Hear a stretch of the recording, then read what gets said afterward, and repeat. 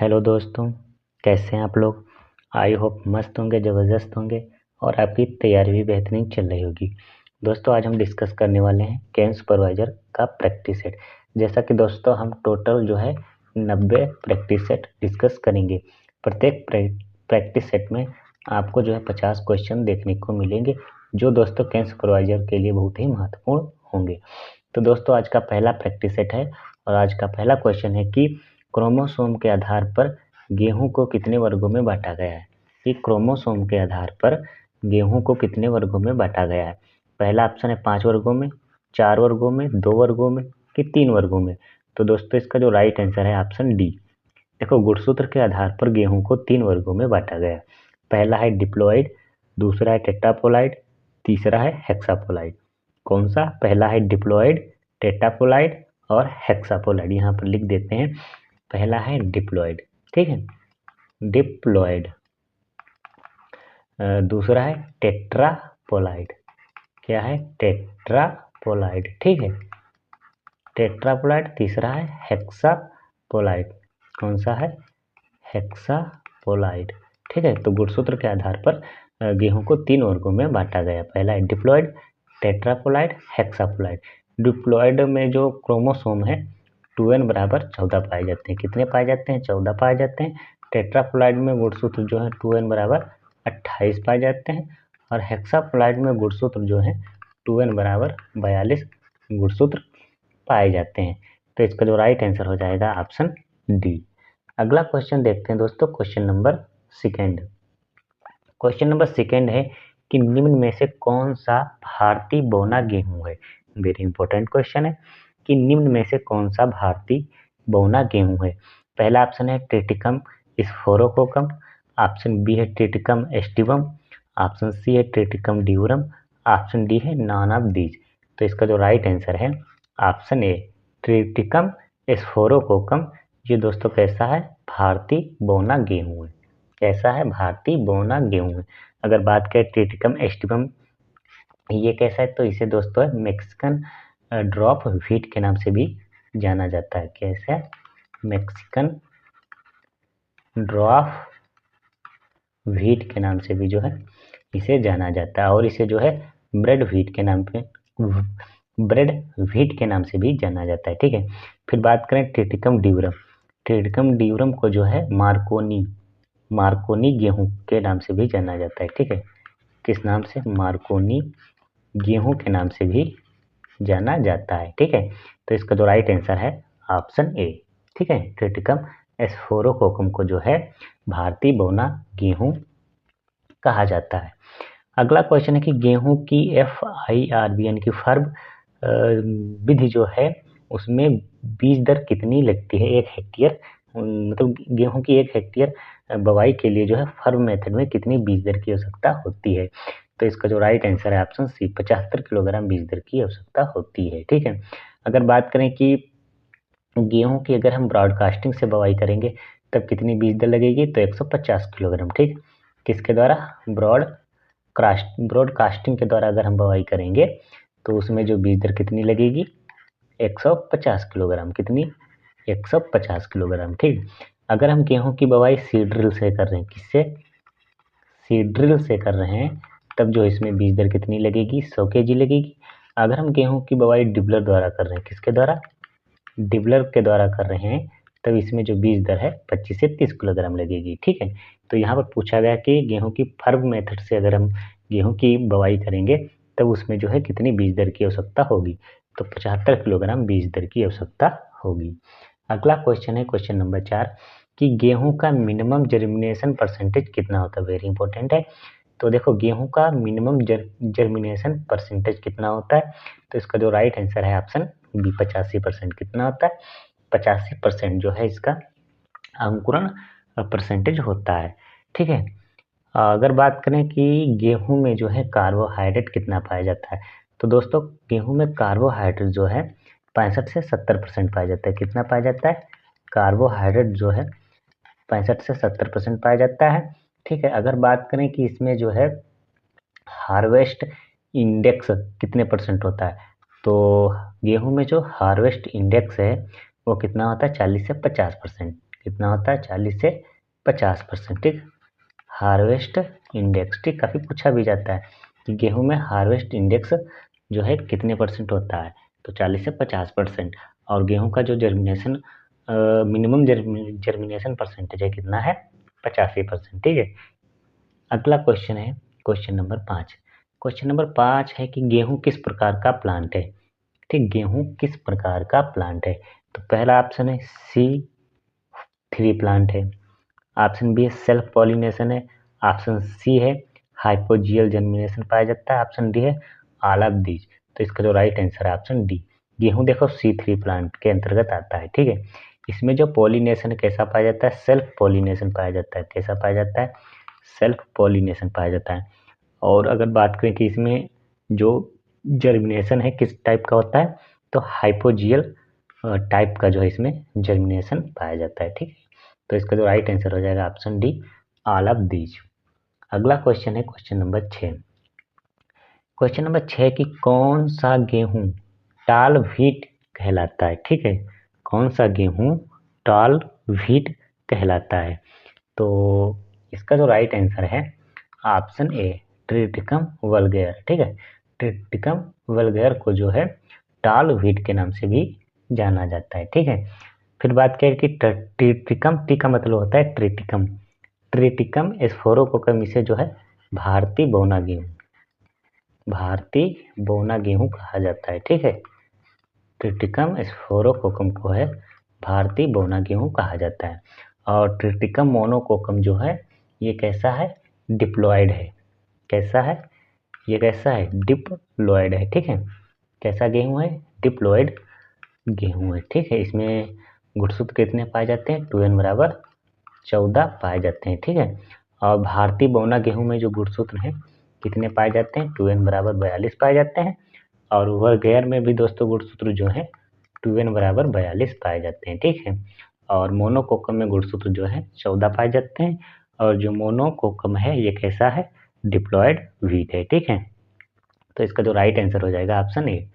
अगला क्वेश्चन देखते हैं क्वेश्चन नंबर 7 कि गेहूं में कितने परसेंट प्रोटीन पाई जाती है। वेरी इंपॉर्टेंट है कि गेहूं में कितने परसेंट प्रोटीन पाई जाती है, तो इसका जो राइट आंसर है ऑप्शन ए, गेहूं में 10 से 11% प्रोटीन पाई जाती है। अगर बात करें कि चावल में कितने परसेंट पाई जाती है, मक्का में कितने परसेंट पाई जाती है, कि मूंगफली में कितने परसेंट प्रोटीन पाई जाती है, तो दोस्तों चावल में बात करें तो चावल में प्रोटीन जो है 6 से 7% पाई जाती है। कितनी पाई जाती है, 6 से 7% प्रोटीन पाई जाती है। अगर बात करें कि 10% किस में पाई जाती है, तो मक्का में, मक्का में जो प्रोटीन है 10% पाई जाती है। और मूंगफली में दोस्तों प्रोटीन 26% पाई जाती है। कितनी, मूंगफली में प्रोटीन 26% पाई जाती है। ठीक, तो गेहूं में प्रोटीन कितने परसेंट पाई जाती है, 10 से 11% प्रोटीन पाई जाती है। चावल में 6 से 7%, मक्का में 10%, मूंगफली में 26% प्रोटीन पाई जाती है। अगला क्वेश्चन है दोस्तों क्वेश्चन नंबर 8 कि अनाजों का राजा किसे कहा जाता है, कि अनाजों का राजा किसे कहा जाता है, तो इसका जो राइट आंसर है ऑप्शन ए, गेहूं को जो है अनाजों का राजा कहा जाता है। ठीक है, तो इसका जो राइट आंसर हो जाएगा ऑप्शन ए। अगला क्वेश्चन देखते हैं क्वेश्चन नंबर 9 कि गेहूं में जो स्पेसिंग कितनी रखते हैं, यानी कि गेहूं में जो है अंतरण कितना रखते हैं, तो देखो गेहूं में जो अंतरण है 22.5 गुणे 10 सेंटीमीटर रखते हैं। ठीक है, तो इसका जो राइट आंसर है option C. Very important question है, काफ़ी पूछा भी जाता है कि गेहूं में अंतरण कितना रखते हैं, तो इसका जो राइट आंसर है ऑप्शन सी। अगला क्वेश्चन है क्वेश्चन नंबर 10 कि विश्व का पहला स्टेबल फूड किसे कहा जाता है। विश्व का पहला स्टेबल फूड किसे कहा जाता है, तो पहला ऑप्शन है धान, ऑप्शन बी है गेहूं, ऑप्शन सी है मक्का, ऑप्शन डी है जौ। तो इसका जो राइट आंसर है ऑप्शन बी, गेहूं को जो है, गेहूं जो है विश्व का पहला स्टेबल फूड है, यानी कि खाद्यान्न अनाज है। ठीक है, ये बात हो गई विश्व की। अगर बात करें कि भारत में पहला, भारत में पहला स्टेपल स्टेपल फूड कौन सा है, तो देखो भारत का पहला स्टेपल फूड जो है वो है धान, फिर उसके बाद है गेहूं। ठीक है, भारत में अगर भारत की बात करें तो ये धान पहले स्थान पर है स्टेपल फूड के बारे में, और गेहूं सेकेंड स्थान पर है। अगर वर्ड की बात करें तो वर्ड में गेहूं जो है पहला स्टेपल फूड है। ठीक है, अगला क्वेश्चन है क्वेश्चन नंबर 11। क्वेश्चन नंबर 11 कि जब किसान के पास 3 सिंचाई उपलब्ध हो तो गेहूं की किस अवस्था पर जो है सिंचाई करेगा। अगर कोई किसान है उसके पास गेहूं की खेती के लिए 3 ही सिंचाई उपलब्ध है तो वह किन स्टेजों पर जो है सिंचाई करेगा। तो इसका जो राइट आंसर है ऑप्शन सी। ठीक, ऑप्शन सी। देखो, किसान के पास अगर 3 सिंचाई उपलब्ध है तो सबसे पहली वो सिंचाई करेगा CRI स्टेज पर। ठीक है, फिर दूसरी जो है करेगा जॉइंटिंग स्टेज पर। कब करेगा? लेट जॉइंटिंग स्टेज पर। और वो तीसरी जो करेगा कब करेगा? मिल्किंग स्टेज पर। ठीक है, मिल्किंग स्टेज पर जो है तीसरी सिंचाई करेगा। देखो, गेहूं में पहली सिंचाई कब करनी चाहिए? CRI stage. ये कब निकलती है? तो बुआई से लेकर 20 से 25 दिन के बाद। ठीक है, और जो लेट जॉइंटिंग है ये आपको देखने को मिलेगी 60 से 65 दिन के बाद। और जो मिल्किंग स्टेज है ये आपको मिलेगी 100 से 105 दिन के बाद। ठीक है, तो अगर किसान के पास 3 सिंचाई उपलब्ध है तो वो जो है पहली सिंचाई CR स्टेज पर, दूसरी लेट जॉइंटिंग पर और तीसरी जो है मिल्किंग स्टेज पर करेगा। ठीक है, अगला क्वेश्चन देखते हैं, क्वेश्चन नंबर 12। क्वेश्चन नंबर 12 है कि 1 केजी गेहूं उगाने के लिए कितने पानी की आवश्यकता होती है। तो देखो, 1 केजी गेहूं उगाने के लिए 500 लीटर पानी की आवश्यकता होती है। ठीक है, कितने? 500 लीटर पानी की आवश्यकता होती है। अगर वही बात करें कि धान, तो 1 केजी धान उगाने के लिए, ये बात है 500 गेहूं के लिए। ठीक है, यहीं पर देखते हैं कि 1 केजी धान उगाने के लिए कितने पानी की आवश्यकता होती है। तो 5000 लीटर जो है पानी की आवश्यकता होती है। ठीक है, 1 केजी धान उगाने के लिए 5000 लीटर पानी की आवश्यकता होती है, जबकि 1 केजी गेहूं उगाने के लिए 500 लीटर पानी की आवश्यकता होती है। अगला क्वेश्चन है कि सोनालिका, गिरजा, UP 262, WL 711 गेहूं की किस प्रकार की किस्म है। Single gene, double gene, triple gene कि नॉन ऑफ दीज। तो इसका जो राइट आंसर है ऑप्शन ए, सिंगल जीन। ठीक, काफ़ी पूछा भी जाता है कि निम्नलिखित में से कौन सी वैरायटी गेहूं की सिंगल जीन वैरायटी है। तो सोनालिका, गिरजा, UP 262, WL 711 ये गेहूं की सिंगल जीन वैरायटी है। कैसी है?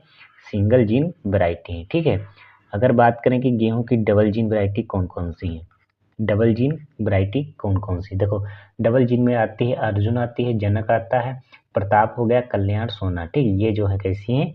डबल जीन है। यहाँ पर लिख देते हैं अर्जुन, अर्जुन हो गया, प्रताप हो गया। ठीक, अर्जुन, प्रताप, जनक, और UP 215, UP 215 और कल्याण सोना। कौन सा? कल्याण सोना। ये कैसी है? ये गेहूं की डबल जीन वैरायटी है। ठीक है, अगर बात करें कि गेहूं की ट्रिपल जीन वैरायटी कौन कौन सी है, तो गेहूं की ट्रिपल जीन वैरायटी है हीरा मोती जवाहर ज्योति। कौन कौन सी है? हीरा मोती जवाहर ज्योति। ये कैसी है? ये गेहूं की ट्रिपल जीन वैरायटी है। कैसी है? ट्रिपल जीन वैरायटी है। ठीक है, तो इसका जो राइट आंसर है ऑप्शन ए। अगला क्वेश्चन देखते हैं, क्वेश्चन नंबर 14 कि मैक्सिकन रॉफ व्हीट में दाना और भूसा का अनुपात कितना होता है। वेरी इंपॉर्टेंट है। तो इसका जो राइट आंसर है ऑप्शन बी, 1:1.5। ठीक है, तो इसका जो राइट आंसर है ऑप्शन बी। अगला क्वेश्चन है क्वेश्चन नंबर 15। क्वेश्चन नंबर 15 है कि गेहूं का टेस्ट वेट कितना होता है। गेहूं का टेस्ट वेट कितना होता है। तो देखो, इसका जो राइट आंसर है ऑप्शन बी, 40 ग्राम। गेहूं का जो टेस्ट वेट है कितना होता है? 40 ग्राम होता है। अगर बात करें गेहूंसा, कौन सा? गेहूंसा, जिसे कहते हैं गेहूं का मामा। ठीक है, अगर बात करें गेहूंसा में जो है टेस्ट वेट कितना होता है, तो गेहूंसा का जो है 2 ग्राम होता है। ठीक है, फिर बात करें कि चावल में जो है, चावल का जो है टेस्ट वेट कितना होता है? चावल का जो टेस्ट वेट है, कॉमन जो चावल है उसका होता है 25 ग्राम, ठीक है। कितना होता है? 25 ग्राम होता है। और बासमती चावल का होता है 21 ग्राम। यहाँ पर लिख देते हैं बासमती चावल का जो टेस्ट वेट है कितना होता है? 21 ग्राम, ठीक है। और चावल का 25 ग्राम। और बात करें तिल, काफ़ी पूछा जाता है। तिल का जो टेस्ट वेट है कितना होता है? 3 ग्राम, ठीक है। कितना होता है? 3 ग्राम होता है, ठीक है। तो गेहूं का टेस्ट वेट कितना होता है?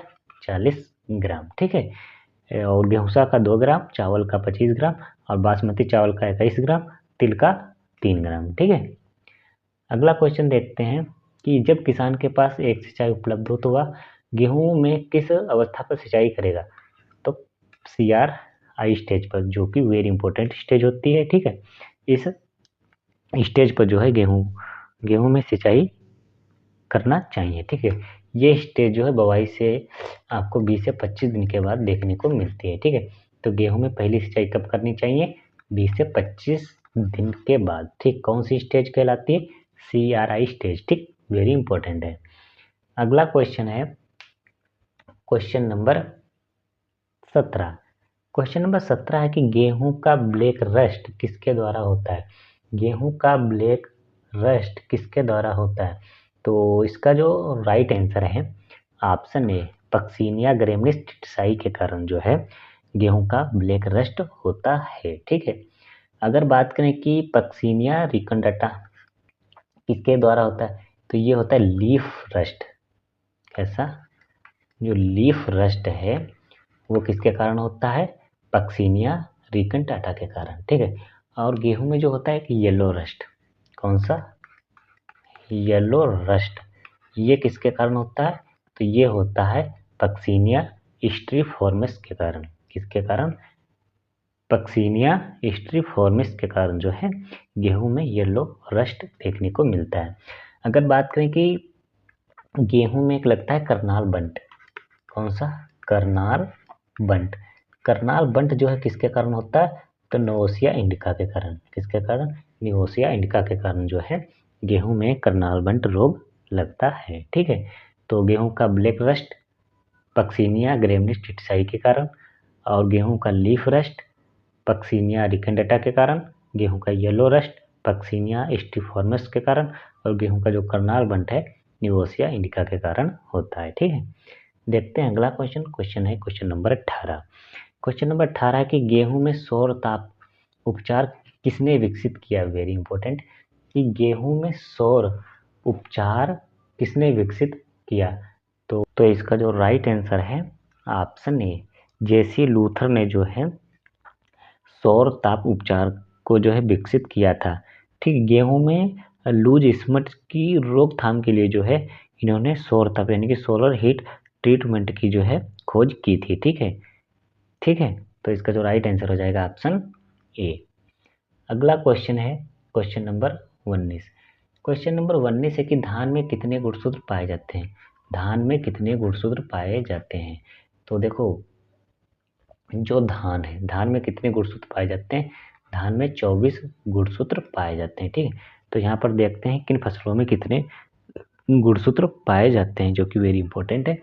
तो सबसे बात पहले करें कि 2n बराबर 14 जो है किन फसलों में पाए जाते हैं? देखो, बाजरा, मटर, जौ, मसूर, राई।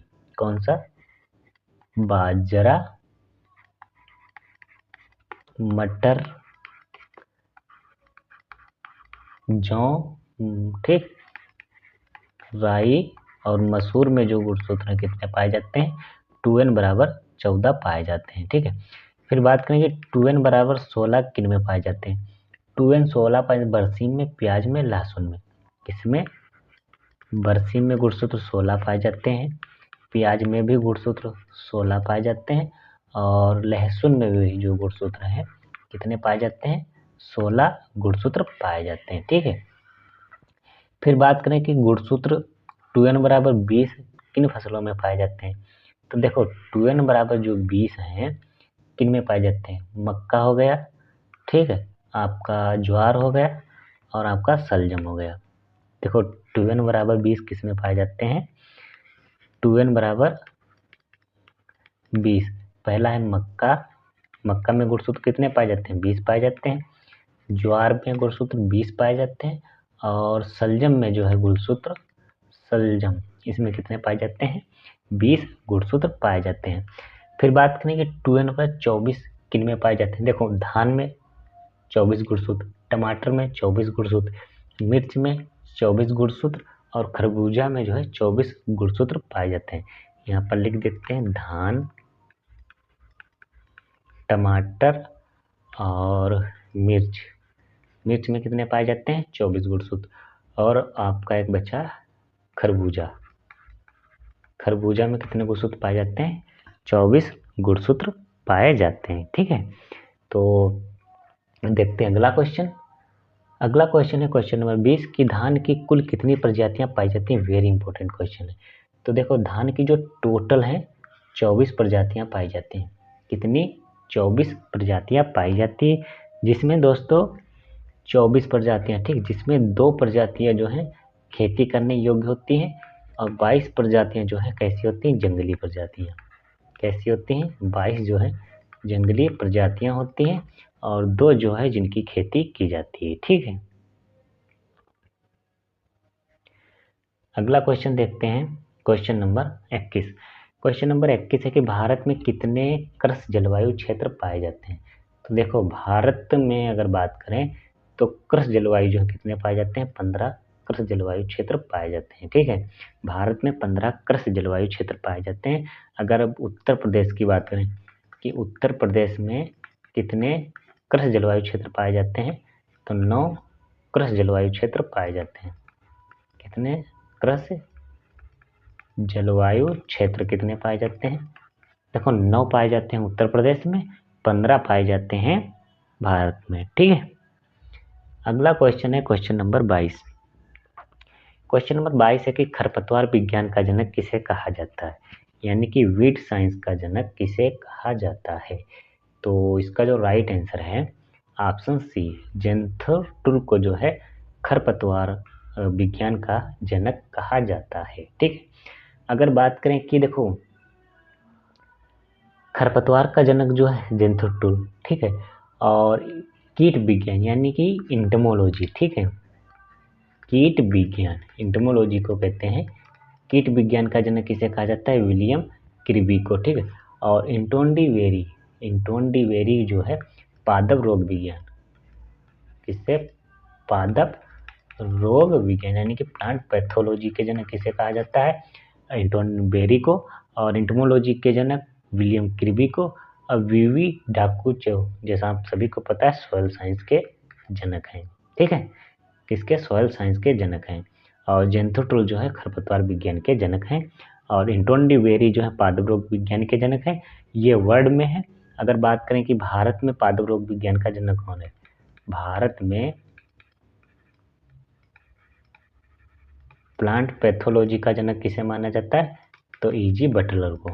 किसे, ईजी बटलर को जो है भारत में प्लांट पैथोलॉजी का जनक कहा जाता है। वर्ल्ड में इंटोनडीवेरी, इंटमोलॉजी के हैं विलियम क्रिबी और सॉइल साइंस के हैं वीवी डाकुचेव और खरपतवार विज्ञान के जनक हैं जेंथर टुल। ठीक है, इसकी पीडीएफ आप लोगों को टेलीग्राम पर मिल जाएगी। ठीक है, अगला क्वेश्चन है कि कई वर्षों तक एक ही खेत में एक ही फसल बार बार उगाना क्या कहलाता है।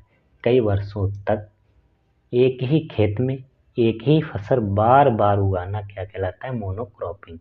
क्या कहलाता है, मोनोक्रॉपिंग कहलाता है। अगला क्वेश्चन है क्वेश्चन नंबर 24। क्वेश्चन नंबर 24 है कि कपास में अंकुरण किस प्रकार का पाया जाता है। तो देखो कपास में अंकुरण जो है किस प्रकार का, तो कपास में जो है एपीजियल अंकुरण पाया जाता है। कैसा पाया जाता है, एपीजियल टाइप का जो है अंकुरण पाया जाता है। ठीक है, और हाइपोजियल किस में पाया जाता है, आपका गेहूं में।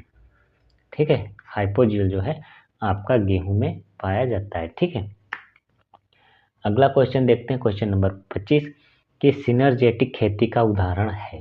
वेरी इंपॉर्टेंट है कि सिनर्जेटिक खेती का उदाहरण है।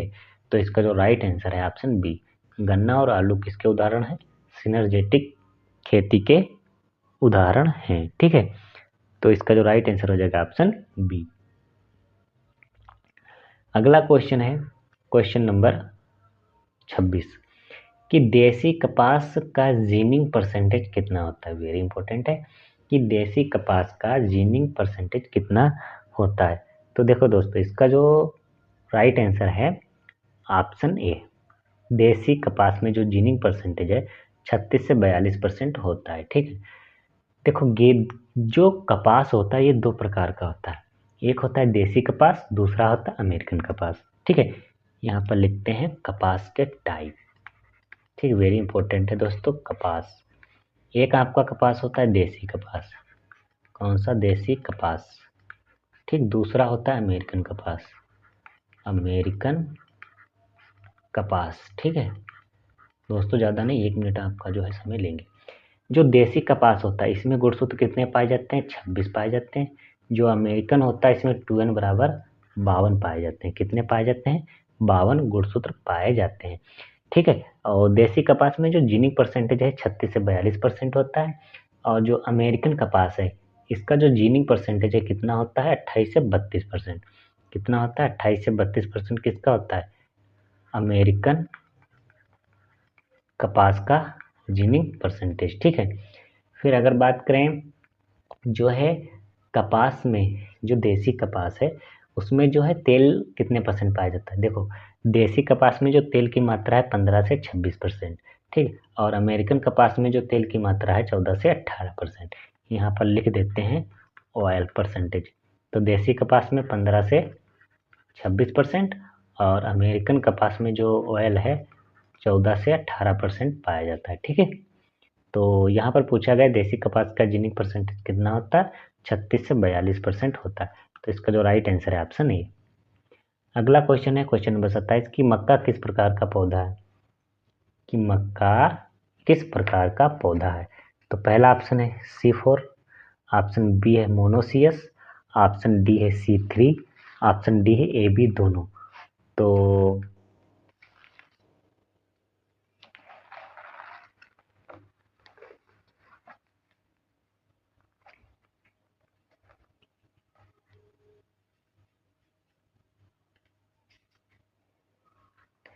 तो इसका जो राइट आंसर है ऑप्शन डी। देखो, जो मक्का है ये आपका C4 के अंतर्गत आता है। फिर ये कैसा है, मोनोसियस है। ठीक है, कैसा है ये, मोनोसियस प्लांट है और C4 प्लांट के अंतर्गत आता है। तो इसका जो राइट आंसर हो जाएगा ऑप्शन डी, ए बी दोनों।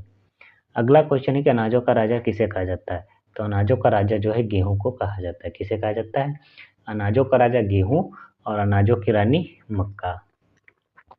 यहाँ पर लिख देते हैं अनाजों की रानी किसे कहा जाता है, मक्का को। अनाजों का राजा जो है गेहूं का। अगला क्वेश्चन देखते हैं, हार्वेस्ट इंडेक्स शब्द किसने दिया। हार्वेस्ट इंडेक्स शब्द किसने दिया। तो इसका जो right answer option A Donald ने। कब दिया था, 1962 में। कब दिया था, 1962 में जो है हार्वेस्ट इंडेक्स शब्द दिया था। अगला क्वेश्चन है क्वेश्चन नंबर 30 कि निम्न में से कौन खेती का प्रकार नहीं है। निम्न में से कौन खेती का प्रकार नहीं है। पहला है मिश्रित खेती, शुष्क खेती, विशिष्ट खेती, ऑप्शन डी पूंजीवादी खेती। तो इसका जो राइट आंसर है ऑप्शन डी, पूंजीवादी खेती जो है खेती का प्रकार नहीं है। ठीक है, अगला क्वेश्चन है क्वेश्चन नंबर 31 कि मक्के में सफेद कली रोग किस तत्व की कमी के कारण होता है। मक्के में सफेद कली रोग किस तत्व की कमी के कारण होता है। तो इसका जो राइट आंसर है ऑप्शन है जिंक की कमी के कारण। किसके कारण, जिंक की कमी के कारण जो है मक्के में सफेद कली रोग होता है। और दोस्तों, जिंक की कमी के कारण धान में खैरा रोग भी होता है। अगला क्वेश्चन है क्वेश्चन नंबर 32 कि केमल क्रॉप के नाम से जानी जाती है कौन सी फसल। तो इसका जो राइट आंसर है ऑप्शन बी ज्वार। ज्वार को जो है केमल क्रॉप के नाम से भी जाना जाता है। अगर बात करें ज्वार कैसा प्लांट है, तो ज्वार जो है C4 प्लांट है और इसमें जो है कैसा पॉलिनेशन होता है, तो पर परागण। कैसा होता है, पर परागण इसमें होता है। और जो ज्वार है वो कैसा है, स्वाडीपी प्लांट है, यानी कि स्वाडे प्लांट है। ठीक, SDP के अंतर्गत आता है। ये C4 प्लांट है और इसमें परागण जो है पर परागण होता है। अगला क्वेश्चन है क्वेश्चन नंबर 33 कि भारत में किस जौ की खेती की जाती है। तो भारत में जो है 6 रो, कौन सी 6 रो जौ की खेती की जाती है। देखो जौ दोस्तों दो प्रकार का होता है, एक तो 2 रो, दूसरा होता है 6 रो। तो भारत में जो जौ की खेती है वो 6 रो की खेती की जाती है। ठीक है, कौन सी 6 रो की खेती की जाती है। अगर बात करें कि 6 रो का जो बोटिकल नेम है क्या होता है, हॉर्डियम वुल्गैर हेक्सासिस्टोन होता है। ठीक है, और 2 रो का जो बोटिकल नेम है हॉर्डियम वुल्गैर, और वैरायटीज क्या होती है, डिस्टिक कोन। ठीक है, अगला क्वेश्चन देखते हैं क्वेश्चन नंबर 34 की जौ में प्रोटीन कितने % पाई जाती है। जौ में प्रोटीन कितने % पाई जाती है। तो जौ में जो प्रोटीन है 11.6% पाई जाती है। ठीक है, 10% जैसा कि हमको पता है मक्का में पाई जाती है, 25% आपकी मूंग में पाई जाती है। किसमें, 25% मूंग में, 10% मक्का में, और 11% जो है आपकी जौ में प्रोटीन पाई जाती है। अगला क्वेश्चन है सोयाबीन में कौन सा तत्व पाया जाता है। सोयाबीन में कौन सा तत्व पाया जाता है। तो इसका जो राइट आंसर है ऑप्शन बी, गोइट्रोजन।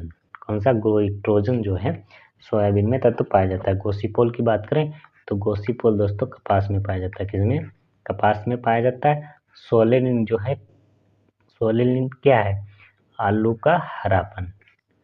आलू का हरापन किसके कारण होता है, सोलेनिन के कारण। फिर बात करें सेपोनिन, सेपोनिन तत्व किसमें पाया जाता है, ये आपका जो है रिजका में। किसमें, रिजका और महुआ में जो है सेपोनिन तत्व पाया जाता है। ठीक है, तो इसका जो राइट आंसर हो जाएगा ऑप्शन बी। अगला क्वेश्चन है क्वेश्चन नंबर 36 के जूट के एक बेल का कितना वजन होता है। यानी कि जूट के एक गांठ का कितना वजन होता है। तो इसका जो राइट आंसर है ऑप्शन सी, 180 kg। ठीक है, अगर बात करें देखो यहाँ पर हो गया जूट, कपास, जूट हो गया, कपास हो गया। ठीक है, देखो जूट का होता है 180 kg और कपास का होता है 170 kg। ठीक है, 170 kg एक मतलब गांठ होती है, उस गांठ का एक वजन जो है 170 kg होता है कपास का, और जूट का होता है 180 kg। ठीक है, 180 kg।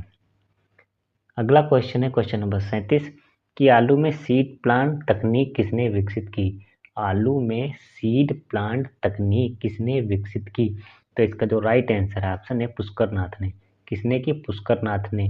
कब की थी, 1967 में, 1967 में। ठीक है, अगर बात करें डॉक्टर एस रामानुजन, इन्होंने जो है गेहूं में TPS सिस्टम दिया, TPS। ठीक, आप लोगों को जो है इसका फुल फॉर्म बताना है। TPS का जो है फुल फॉर्म क्या होता है। ठीक है, TPS का होता है ट्रू पोटैटो सीड।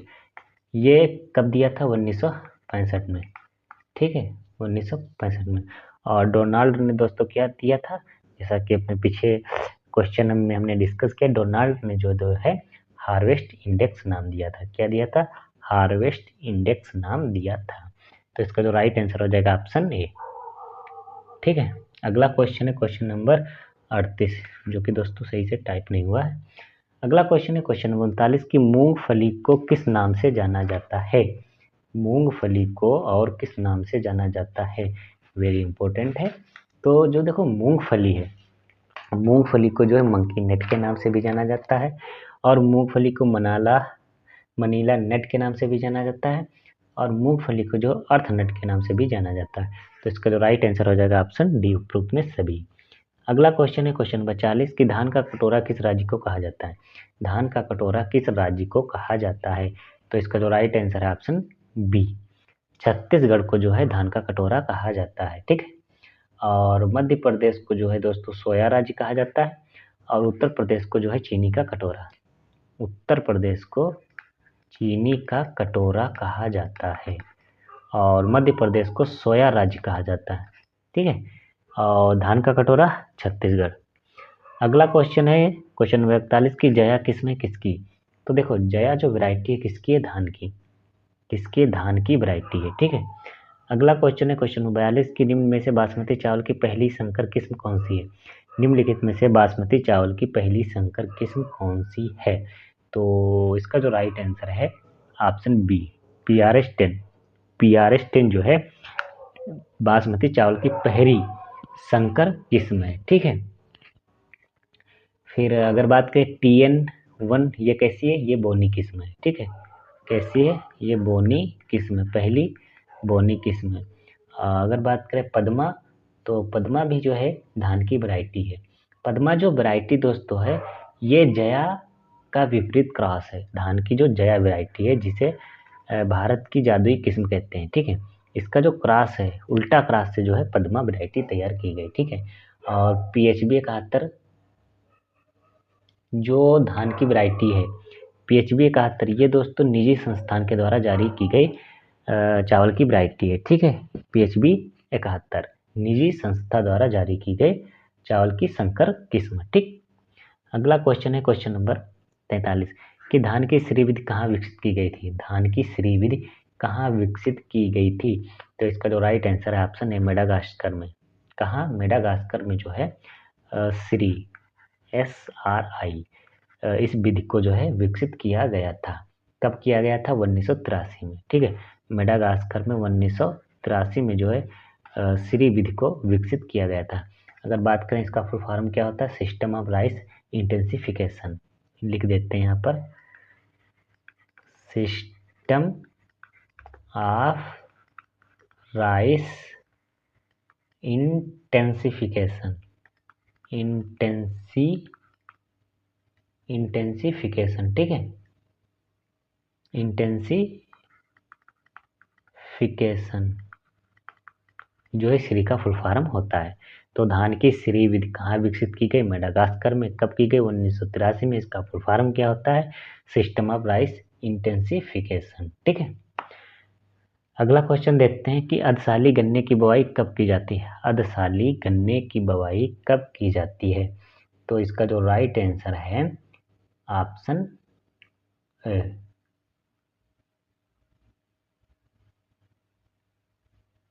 सितंबर अक्टूबर में।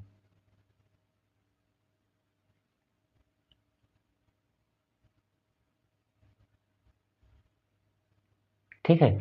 हाँ, तो इसका जो राइट आंसर है ऑप्शन सी। देखो, अर्धशाली गन्ने की जो बुवाई है सितंबर अक्टूबर में की जाती है, ठीक है। अगर बात करें कि एक साली, एक होता है एक साली गन्ने की बुवाई। एक साली गन्ने की बुवाई कब की जाती है, तो जनवरी फरवरी में। कब की जाती है, जनवरी फरवरी में। और शरद गन्ने की जो बुवाई है सितंबर अक्टूबर में की जाती है। कब की जाती है, सितंबर अक्टूबर में, ठीक है। और अर्धशाली गन्ने की बुवाई जुलाई अगस्त में। सॉरी, इसका जो राइट आंसर होगा ऑप्शन ए, ठीक है। अर्धशाली गन्ने की बुवाई कब की जाती है, जुलाई अगस्त में। और एक साली गन्ने की बुवाई की जाती है जनवरी फरवरी में। और शरदकालीन गन्ने की जो बुवाई है वो की जाती है सितंबर अक्टूबर में, ठीक है।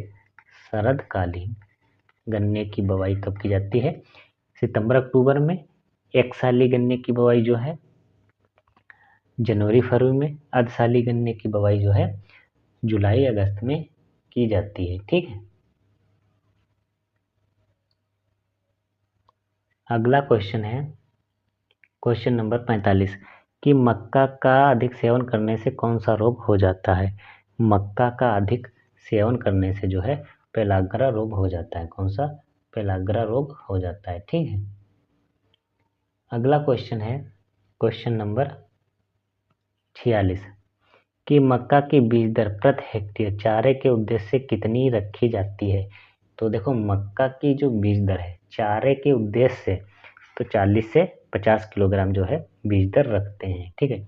अगर बात करें, देखो मक्का की संकुर बीज दर, अगर हम मक्का की संकुर वैरायटी का प्रयोग कर रहे हैं तब जो है संकुर तब 18 से 20 किलोग्राम। और अगर हम मक्के की बुआई खरीफ सीजन में कर रहे हैं तो 15 से 20 किलोग्राम। खरीफ सीजन के लिए बीज दर 15 से 20 किलोग्राम। और अगर हम मक्का की संकर किस्म का प्रयोग कर रहे हैं तब जो है 25 किलोग्राम बीज दर की आवश्यकता होगी। अगला क्वेश्चन है मूंगफली का उत्पत्ति स्थान क्या है।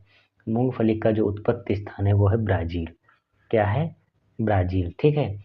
और भारत किसका है? कपास का। कपास का ओरिजिन प्लेस भारत है। ठीक। इंडो बर्मा किसका है? इंडो बर्मा दोस्तों ये आपका है धान का। ठीक है।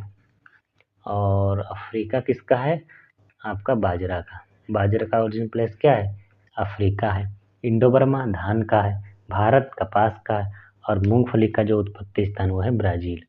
अगला क्वेश्चन है कि राष्ट्रीय मिलेट वर्ष कब मनाया गया। राष्ट्रीय मिलेट वर्ष कब मनाया गया?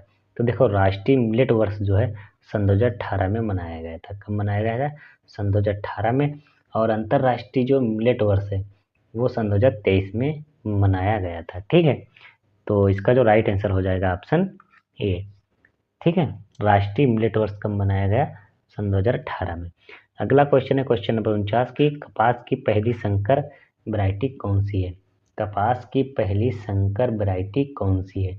तो कपास की जो पहली संकर वैरायटी वो है H4।